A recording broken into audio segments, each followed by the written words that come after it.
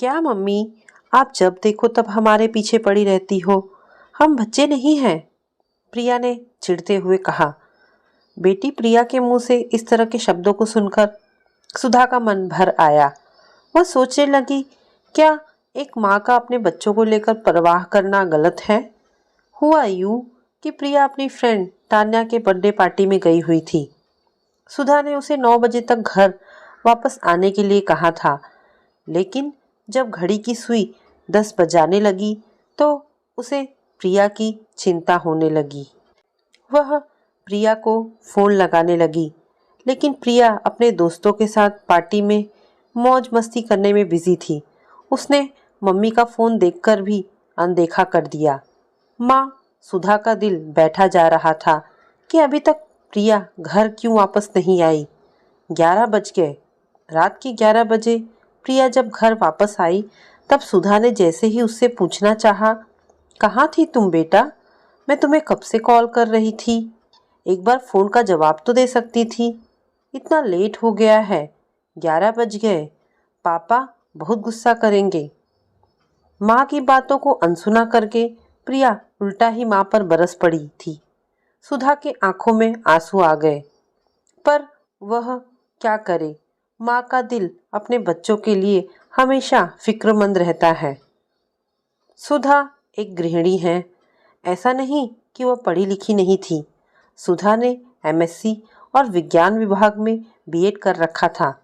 वह शादी से पहले एक कॉलेज में प्रोफेसर के पद पर थी, लेकिन प्रिया और सुमित के जन्म के बाद उसकी पहली प्राथमिकता उसके बच्चे और उसका परिवार है। यह सोचकर सुधा ने अपने जॉब से रिज़ाइन दे दिया था। सुधा का छोटा सा परिवार था। उसके पति महेश, जो कि सरकारी विभाग में कार्यरत थे, एक बेटा सुमित और बेटी प्रिया। दोनों की उम्र में 2 साल का ही अंतराल था। प्रिया ने अभी अभी 12वीं के एग्ज़ाम दिए थे। सुमित अभी 10वीं कक्षा में था। सुधा के पति महेश अपने काम के कारण बच्चों पर ज़्यादा ध्यान नहीं दे पाते थे। सुधा के कंधों पर पूरे घर की जिम्मेदारी थी। वह घर और बच्चों में ही उलझी रहती थी। कभी स्वयं के लिए समय ही नहीं निकाल पाती थी। बच्चे अब धीरे धीरे बड़े हो रहे थे। वे युवावस्था में पहुंच रहे थे। उन्हें अब सुधा का रोक टोक करना या समझाना पसंद नहीं आता।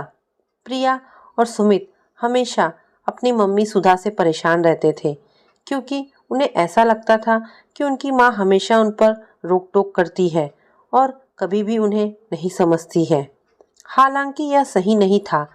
एक माँ यही चाहती है कि उनके बच्चे हमेशा खुश रहें और कभी भी किसी प्रकार की परेशानी का सामना ना करना पड़े। लेकिन यह बात बच्चे कभी नहीं समझते। उन्हें ऐसा लगता है कि अब वे बड़े हो चुके हैं और उनकी देखभाल वे खुद ही कर सकते हैं। ऐसा ही कुछ प्रिया और सुमित के साथ भी हो रहा था। एक दिन सुमित अपने कुछ दोस्तों के साथ घूमने जा रहा था। तभी पीछे से सुधा की आवाज़ सुनाई दी, बेटा 8 बजे के पहले घर आ जाना, वरना तुम्हारे पापा गुस्सा करेंगे। इस बात पर गुस्सा होते हुए सुमित ने कहा, अरे मम्मी, दोस्तों के साथ जा रहा हूँ तो 10 तो बजेंगे ही। आपको हर बात में रोकना टोकना क्यों रहता है। सुमित का इस तरह से बात करना सुधा को बहुत बुरा लगा। वह अपने काम में लग जाती है, लेकिन उसे अंदर ही अंदर दुख जरूर होता है कि उनके बच्चे उसे समझ नहीं पा रहे हैं। एक दिन उसने जब प्रिया को अपने साथ किचन के कामों में हाथ बटाने को कहा, प्रिया ने मुंह बनाते हुए कहा, मम्मी, मैंने कुछ देर पहले ही मेडिक्योर और पेडिक्योर करवाया है। मेरी नेल पॉलिश भी अभी ठीक से सूखी नहीं है।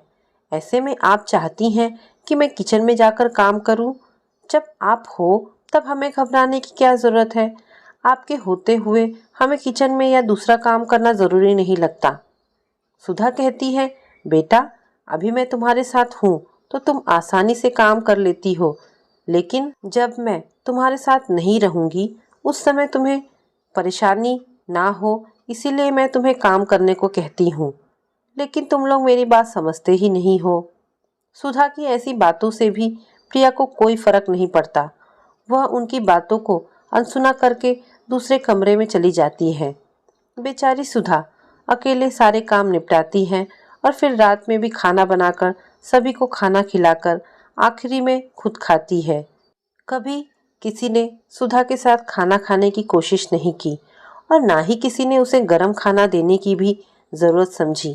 खाना खाने के बाद सुमित, प्रिया और पति महेश तीनों ही अपने मोबाइल में लग जाते और ना जाने कितने बजे रात तक मोबाइल में ही डूबे रहते।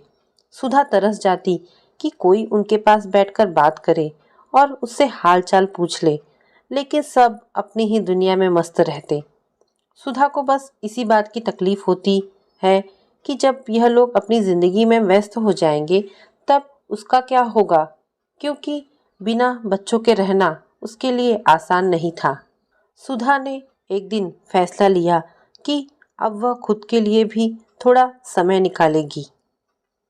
अब सुधा अपना पूरा ध्यान योगा और मेडिटेशन की ओर देने लगी थी। अब सुधा की दिनचर्या बदल जाने से सबसे ज़्यादा फर्क उसके दोनों बच्चों को पड़ रहा था, क्योंकि पहले सुधा उनके एक आवाज़ पे भागती रहती थी। परिवार वालों के ना चाहने पर भी उसने योगा क्लास ज्वाइन किया, जहां उन्हें मन की शांति मिलने लगी और उन्होंने अपने हर काम को बकायदा पूरा भी किया। लेकिन फिर भी सुधा अपने बच्चों के प्यार के लिए तरसती रही। सुधा को जब भी कभी भी मार्केट, फिल्म या किसी रिश्तेदार के घर जाना होता तो दोनों बच्चे उसे मना ही कर देते, यह कहकर कि उन्हें दूसरा काम है।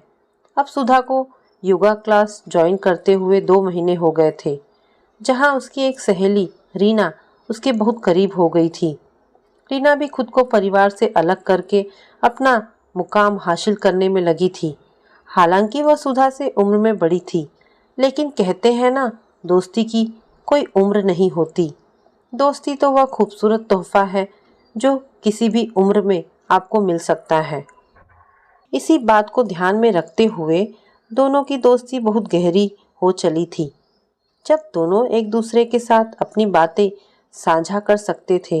एक दिन जब सुधा की सहेली रीना उसके घर आती है, तब वह चाहती है कि उसके दोनों बच्चे उसकी सहेली से मिले, लेकिन उसके बच्चों को रीना आंटी से मिलने में कोई दिलचस्पी नहीं थी और वे फॉर्मेलिटी पूरी करके वहां से चले जाते हैं। जब सुधा प्रिया को आवाज़ देकर कहती है कि बेटा थोड़ा आंटी के लिए चाय बनाकर ले आओ, तो वह एक टूक जवाब देते हुए कहती है, नहीं मम्मी, मुझे अभी फुर्सत नहीं है, आप खुद ही बना लो ना, मसाले वाली चाय आप तो बहुत अच्छा बनाते हो। बस फिर क्या था, रीना ने सारी बात समझ ली और सुधा का बुझा हुआ चेहरा देखकर उसे बहुत बुरा लगने लगा। सुधा चुपचाप जाकर किचन में चाय बनाने लगी और चुपके चुपके आंसू बहाने लगी। बस उसी समय रीना अंदर आ गई और उसने सुधा के कंधे पर हाथ रखते हुए कहा, यह समय आंसू बहाने का नहीं है, बल्कि अपने बच्चों को अपनी अहमियत समझाने और उनका भविष्य सही करने का है। सुधा, बच्चे हमारे प्यार की वजह से जिद्दी हो जाते हैं। ऐसे में हमें खुद की गलती का एहसास नहीं होता।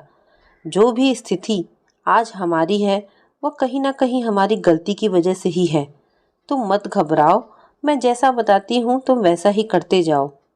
शुरू शुरू में तो सुधा को रीना की बातों का कुछ समझ नहीं आया, लेकिन अब वह अपनी सहेली की बात पर भरोसा करते हुए उसका साथ देने लगी।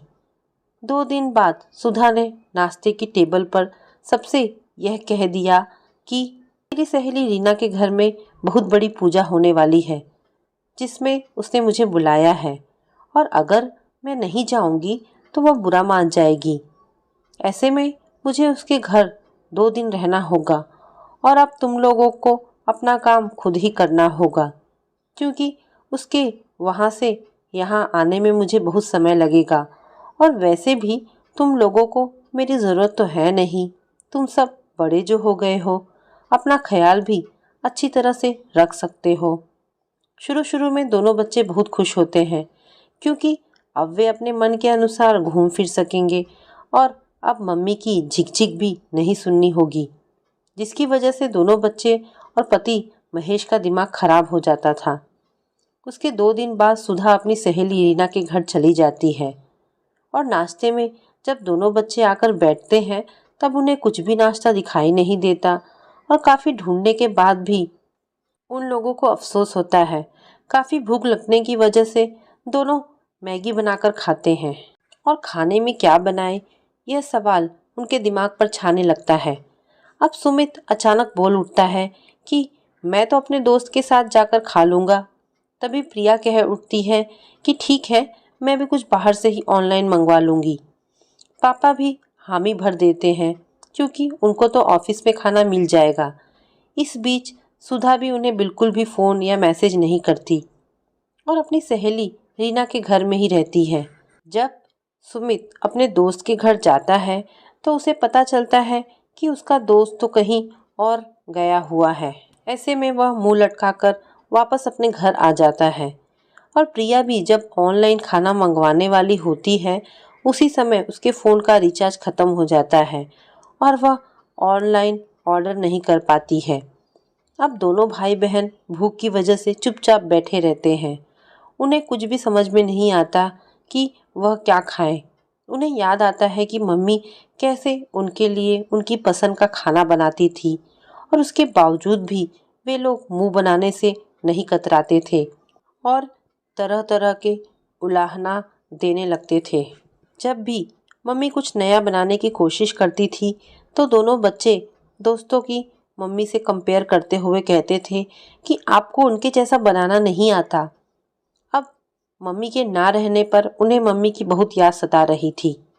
जैसे तैसे उन्होंने समय काटा और जब शाम को पापा घर आते हैं तब तीनों की हालत खराब हो जाती है क्योंकि घर में एक भी सब्जी नहीं होती और ना ही कोई मसाला। घर भी पूरी तरह से अस्त व्यस्त होता है जिसे सुधा कभी साफ सुथरा रखती थी और किसी भी प्रकार की गंदगी करने पर डांट भी पड़ती थी। सुमित और प्रिया जिन दोस्तों के भरोसे रहते थे आज उन दोस्तों ने ही उनका साथ छोड़ दिया और उन लोगों ने भी कोई मदद नहीं की थी। रात के 10 बज चुके थे लेकिन उन लोगों को नींद नहीं आ रही थी क्योंकि उन लोगों में से किसी ने खाना नहीं खाया था और रह रहकर उन्हें रोना आ रहा था कि क्यों उन्होंने मम्मी की बात को नहीं माना। अचानक डोरबेल बजती है और तीनों ही दौड़कर दरवाज़ा खोलने के लिए जाते हैं तो सामने मम्मी को देखकर आश्चर्यचकित हो जाते हैं क्योंकि मम्मी तो 2 दिन बाद आने वाली थी।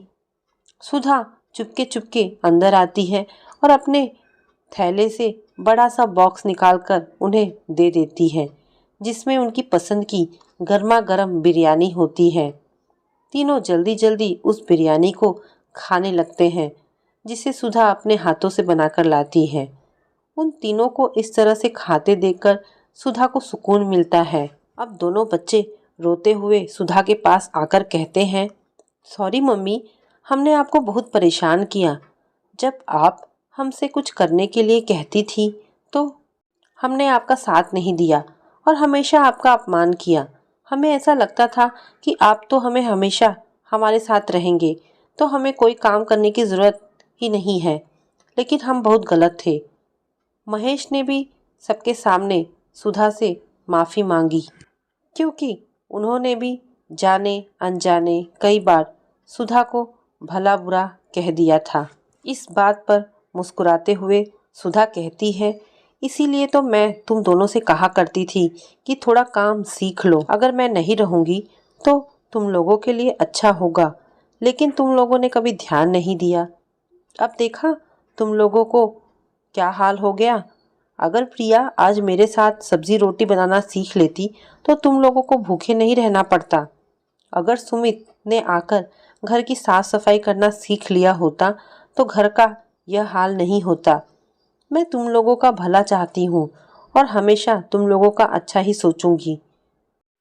महेश, प्रिया और सुमित तीनों को अपनी गलती का एहसास होता है और वह बड़े ही आत्मीयता के साथ अपनी माँ सुधा को बैठाकर उनसे माफ़ी मांगते हैं और सुधा मन ही मन अपनी सहेली रीना को धन्यवाद देती है क्योंकि यह सारा प्लान रीना का ही तो था। दोस्तों, कई बार हमारे साथ ही ऐसी स्थिति आती है कि जो चीज़ या जो इंसान हमारे साथ है हमें उसकी कदर नहीं होती, लेकिन जैसे ही वह इंसान हमारी ज़िंदगी से या हमारे घर से कहीं दूर चला जाता है, उसके बाद हमें उसकी याद आती है और उसकी सच्ची अहमियत पता चलती है। समय चले जाने पर पछताने से अच्छा यही है कि समय रहते ही उस इंसान की कदर कर ली जाए और उन्हें खुशी दे दी जाए। आज के समय में देखा जाता है कि बच्चे अपने ही माता पिता का अपमान करते हैं और माता पिता कुछ कर नहीं पाते, लेकिन अगर समय रहते उन्हें सही शिक्षा दी जाए तो बच्चे कभी भी अपने माता पिता का अपमान नहीं कर पाएंगे और अपने भविष्य को भी सुंदर बना पाएंगे। तो दोस्तों, ये कहानी यहाँ पर समाप्त होती है। आशा करती हूँ आपको ये कहानी पसंद आई हो। अगर आपको कहानी पसंद आई हो तो प्लीज़ इसे लाइक एंड शेयर करें। धन्यवाद दोस्तों।